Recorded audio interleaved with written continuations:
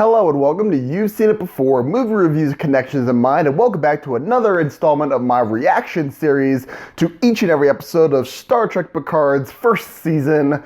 If you haven't seen any of my reaction videos before, this is just one of my short form video series where I just give my thoughts on each episode of Star Trek Picard Season 1 as it comes out, or at the very least, as soon as I see it, and give my thoughts on the episode, what worked, what didn't work, and at the end, some analysis to certain things that may have seemed familiar to you and where you may have seen them before.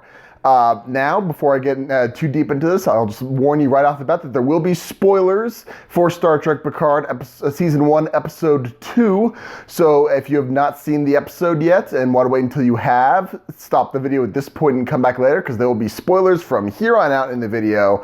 So with that being said, let's get into Star Trek Picard Season 1, Episode 2, entitled Maps and Legends. Continuing from where we were left off on in Episode 1, this is a very there's proving to be Picard is going to be a very serialized Star Trek series, but not very episodic as the other. Even like Star Trek Discovery was very episodic. This is going to be much more serialized, and this proves it in the fact that picking up where we left off in the previous episode with Dahj, the synthetic android, the humanoid android who is part organic, part synthetic, who having been destroyed by an elusive group of Romulans who are revealed to be a cult of Romulans that are behind, older, and the secret force behind the former Romulan intelligence service known as the Tal Shiar.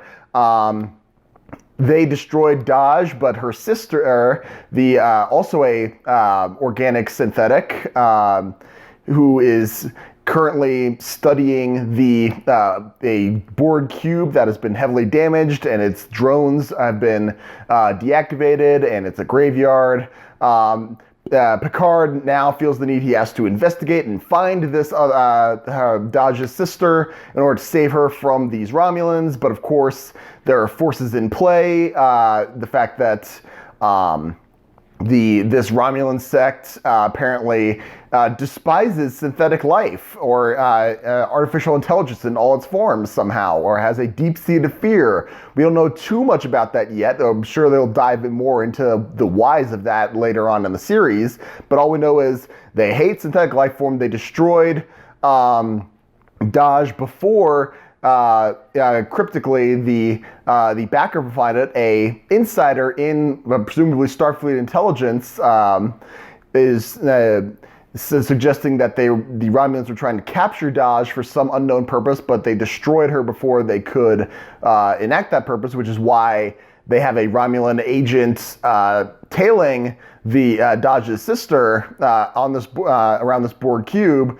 So that was the main point of development in this episode. But we also saw on the Earth side that Picard's trying to get reinstated into Starfleet so he can track down Commander Bruce Maddox, who was Data's friend and also the head cyberneticist at the Daystrom Institute, who presumably created Dahj and her sister. And he was shot down by the head of Starfleet, and the head of Starfleet was apparently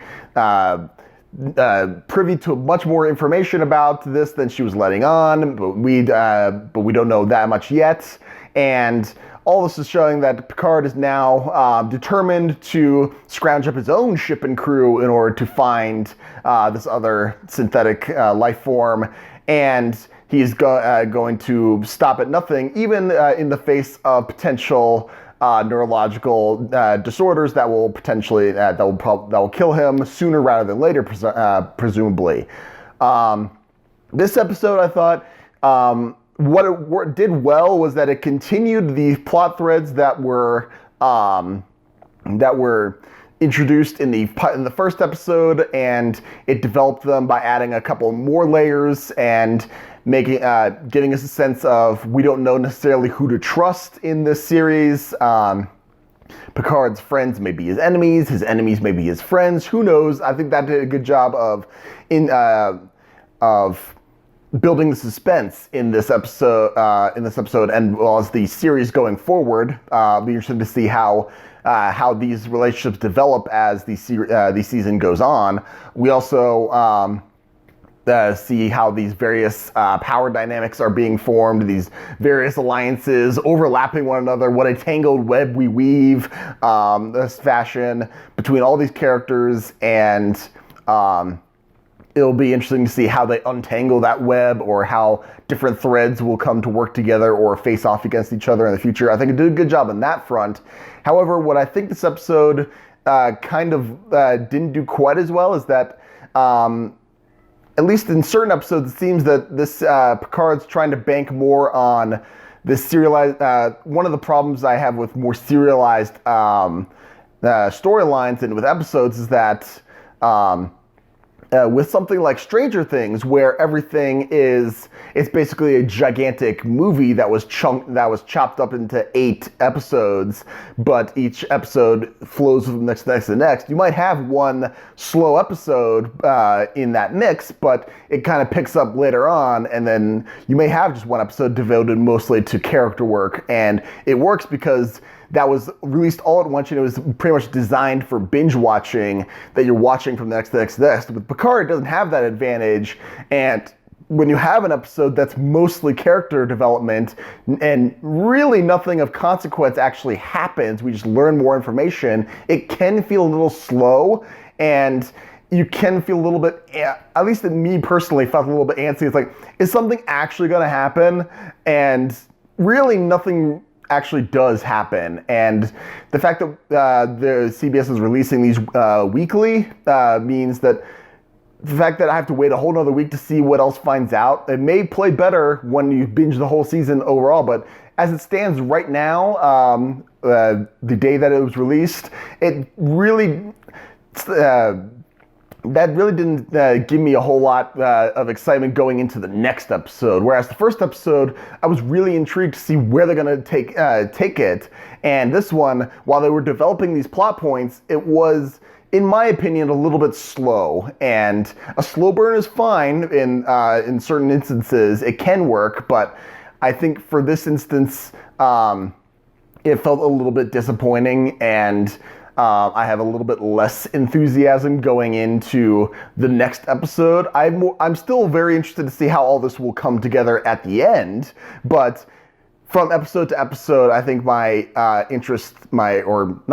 excitement for the next episode, how things are going to turn out, is slightly less. But overall, I would say this is an intriguing episode as far as character development goes. I'll be interested to see where all these various webs will interact going into the future episodes of the season. Some things that I noticed that may seem familiar, there wasn't a whole lot in this episode.